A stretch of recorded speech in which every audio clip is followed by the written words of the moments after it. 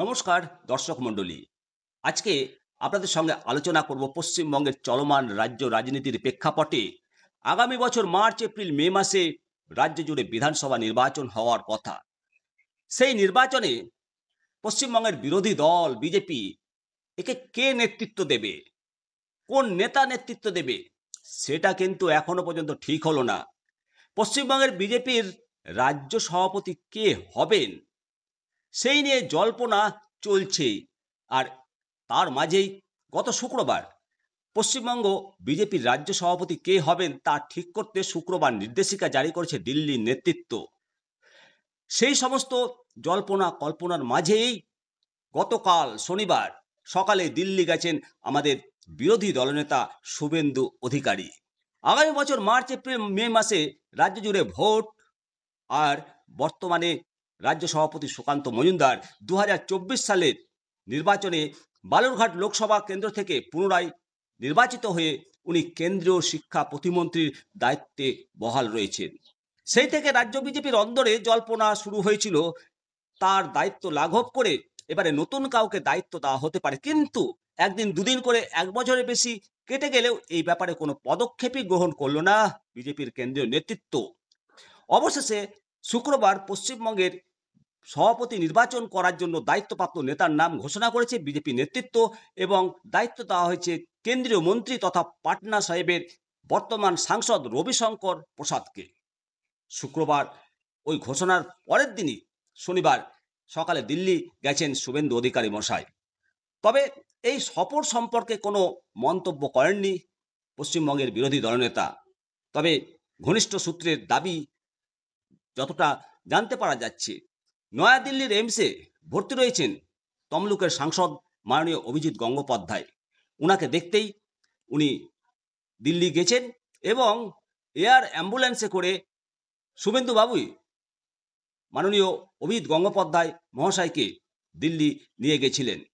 সম্প্রতি আপনাদের মনে আছে কেন্দ্রীয় স্বরাষ্ট্রমন্ত্রী মাননীয় অমিত শাহজি নেতাজি ইন্ডোর স্টেডিয়ামে যে সভা চলছিল, সভা চলাকালীন শুভেন্দু অধিকারী মহাশয়কে নিজের পরম মিত্র বলে সম্বোধন করেছিলেন। সেই সম্বোধনের প্রসঙ্গ টেনেই বিজেপির অন্দরে শুভেন্দু অধিকারীর দিল্লি যাওয়ার বিষয়টি দেখতে চাইছেন অনেকেই। কল্পনা হলো তাহলে কি শুভেন্দু অধিকারীকেই মুখ হিসেবে তুলে ধরবে আগামী বিধানসভা নির্বাচনে? তবে এই মুহূর্তে পশ্চিমবঙ্গের বিজেপিতে সব থেকে গ্রহণযোগ্য মুখ হিসেবে শুভেন্দু অধিকারী তথা নন্দীগ্রামের এই বিজেপি বিধায়ক। ফলে এটা কল্পনা করা হচ্ছে যে বর্তমান রাজ্য সভাপতি সুকান্ত মজুমদারের ভার লাঘব করতে বিকল্প কাউকে ভাবা হলে সব থেকে গ্রহণযোগ্য নাম হলো শুভেন্দু অধিকারী। তবে এর পাল্টা যুক্তি হিসাবে বিজেপির অন্দরে এক ব্যক্তি এক পদ এই নীতির কথাও বলা হচ্ছে এবং উদাহরণ হিসাবে বলা হয়েছে যে কেন্দ্রীয় স্বরাষ্ট্রমন্ত্রী হওয়ার সময় শাহজিকে বিজেপির সভাপতির পদ ছাড়তে হয়েছিল। শুভেন্দু অধিকারীর রাজনৈতিক কাজকর্ম যেভাবে দিনের দিন এগাচ্ছে এবং পশ্চিমবাংলায় তার জনপ্রিয়তা বাড়ছে এবং পশ্চিমবাংলার মানুষের বিশ্বাসযোগ্যতা পেয়েছে শুভেন্দু অধিকারীকে বর্তমানে বিশ্বাস করছে পশ্চিমবাংলার মানুষ এবং বিজেপির পরিষদীয় মুখ রাজ্য বিজেপির একাংশের মতে শুভেন্দু রাজ্য সভাপতি হন বা না হন, বিধানসভা নির্বাচনে তার ভূমিকা যে আরও গুরুত্বপূর্ণ হতে চলেছে তার ইঙ্গিত পেয়ে গেছে রাজ্য বিজেপি। তাই রাজধানীর সফরে অন্দরে পদ্ম শিবিরের অন্দরে রাজনৈতিক অঙ্ক আছে সে বিষয়ে নিশ্চিত রাজ্য বিজেপির নেতারা।